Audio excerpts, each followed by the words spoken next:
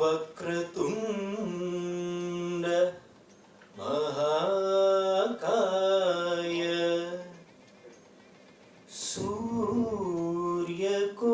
सूर्यकोटि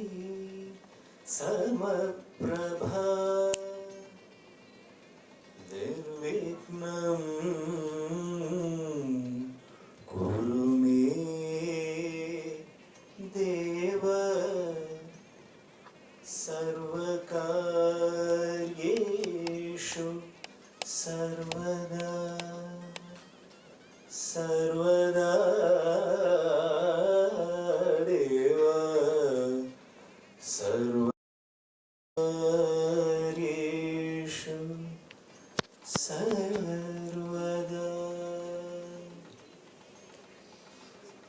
गणनायकाय गणदेवताय गणाध्यक्षाय धीमहि गुणशरीराय गुणमण्डिताय गुणेशानाय धीमहि गुणातीताय गुणाधीशाय गुणप्रविष्टाय धीमहि एकदन्ताय वक्रतुण्डाय गौरीतनयाय धीमहि गजेशानाय भालचन्द्राय श्रीगणेशाय धीमहि एकदन्ताय वक्रतुण्डाय गौरीतनयाय धीमहि गजेशानाय भालचन्द्राय श्रीगणेशाय धीमहि गानचतुराय गानप्राणाय गानान्तरात्मने गानोत्सुकाय गानमत्ताय गानोत्सुकमनसे गुरुपूजिताय गुरुदेवताय गुरुकुलस्थायिने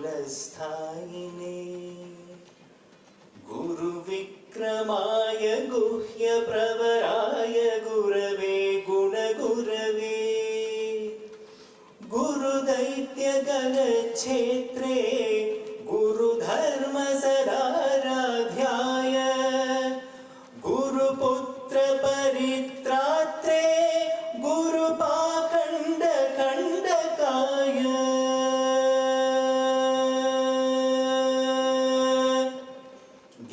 गीतसाराय गीतगोत्राय गीततत्त्वाय धीमहि गूढगुल्फाय गन्धमत्ताय गोजयप्रदाय धीमहि गुणातीताय गुणाधीशाय गुणप्रविष्टाय धीमहि एकदन्ताय वक्रतुण्डाय गौरीतनयाय धीमहि गजेशानाय भालचन्द्राय श्रीगणेशाय धीमहि ग्रन्थगीताय ग्रन्थगेयाय ग्रन्थान्तरात्मने गीतलीनाय गीताश्रयाय गीतवाद्यपटवे गेयचरिताय गायकवराय गन्धर्वप्रियकृते गायकाधीनविग्रहाय गङ्गाजलप्रणयवते गौरीस्तनन्धयाय गौरीहृदयनन्दनाय गौरभानुसुताय गणेश्वराय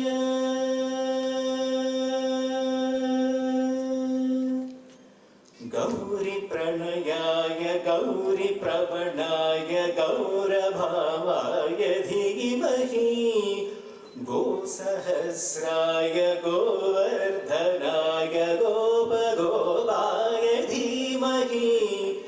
गुणातीताय गुणाधीशाय गुणप्रविष्टाय धीमहि एकदन्ताय वक्रतुण्डाय गौ राजेशानाय भालचन्द्राय श्रीगणेशाय धीमहि